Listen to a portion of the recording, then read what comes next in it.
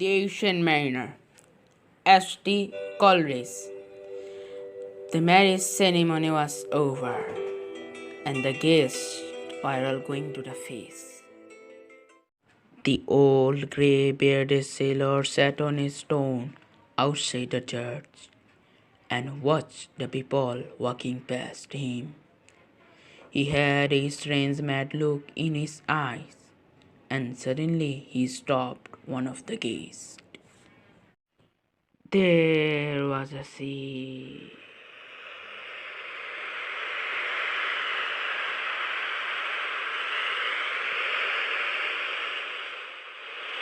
The old sailor began, and he spoke so strangely that the guests stood still and listened to him. The feast began. The guests could hear the music and laughter, but for some reason he could not move to join others. He had to stay and listen to the bright-eyed sailor's story. The old man told him about his last journey on sea.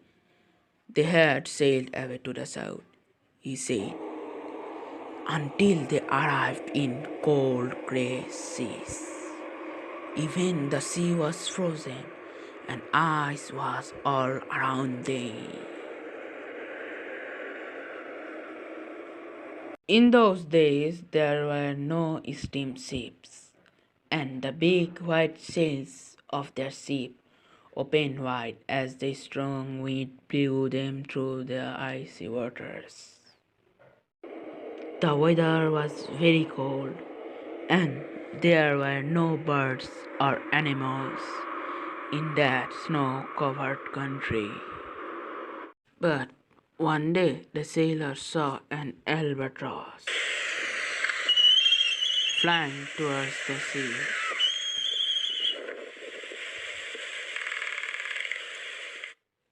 The albatross is a big seabird, and it brings good luck to the sailors. So the men were pleased to see it. They gave it food and water, and it began with him.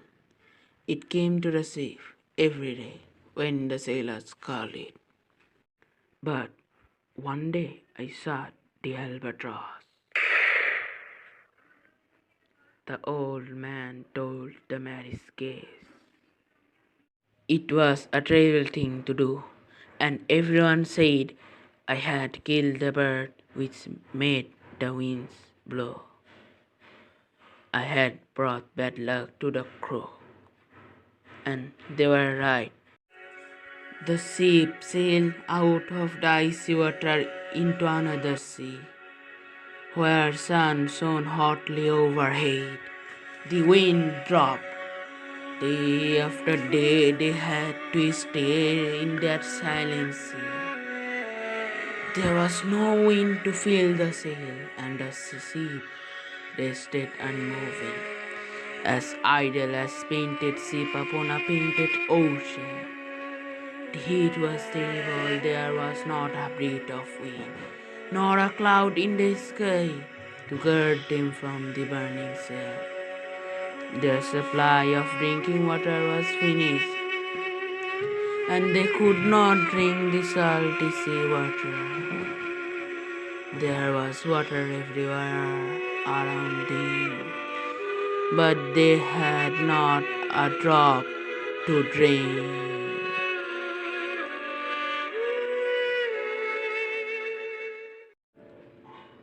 The other sailors were very angry with the old man who had shot the albatross. They blamed him for their sufferings and their thirst. They cursed him and hung that albatross round his neck as a punishment. The next few days were very terrible. The sailors' thoughts were so dry that they could not speak. Their eyes hurt, looking across the bright glassy sea, watching all day long for a sea to come to help them.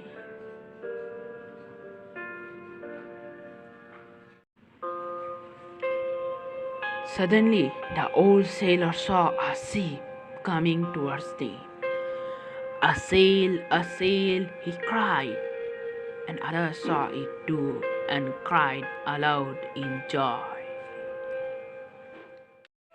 But the ship came slowly nearer, and the men were filled with fear. This was no ordinary ship. It was not real at all. It seemed like the shadow of a sea, and they could see the shape of sun quite clearly through the sails. It came nearer, and they saw it had no crew. There were only two people on board.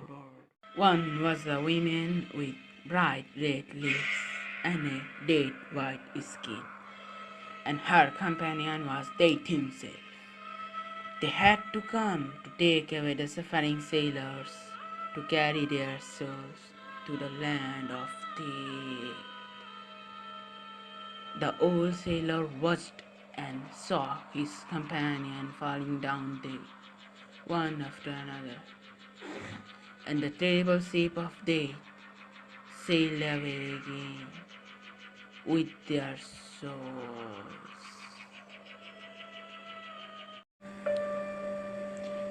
He was the only man alive, alone, all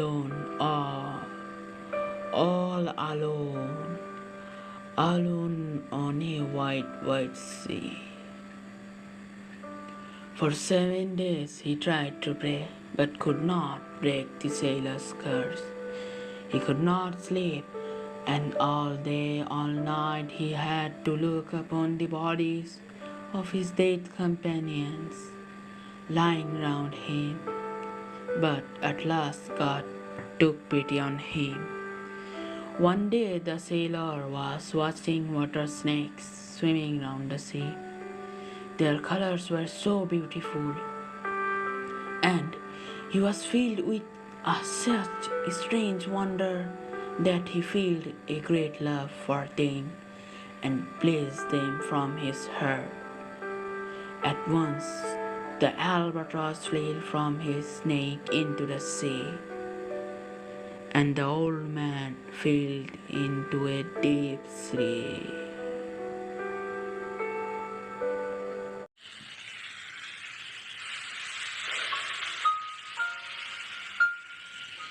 When he woke up, it was raining.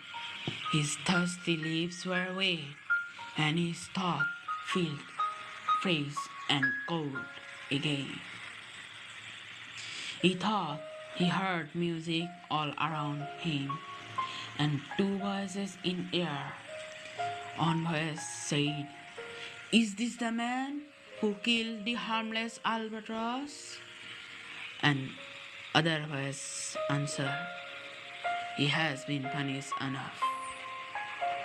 A soft wind came and blew the ship gently back to the harbor. The old man was weak and ill after all his sufferings, and he was nearly dead by the time he got back home. And that is all. The old sailor finished his story. I was saved because I had shown a true love for all living things, even for the water snakes. Sometimes I feel I must tell my terrible story again and teach people the importance of the lesson I learned. He paid the best, who loved best, all things both great and small, for the dear God who loved us. He made and loved all. I find peace and happiness again as soon as I had told my story and taught people that they must love all things on earth. And the old sailor with his strange bright eyes and long gray beard went away, leaving the Mary's gaze alone.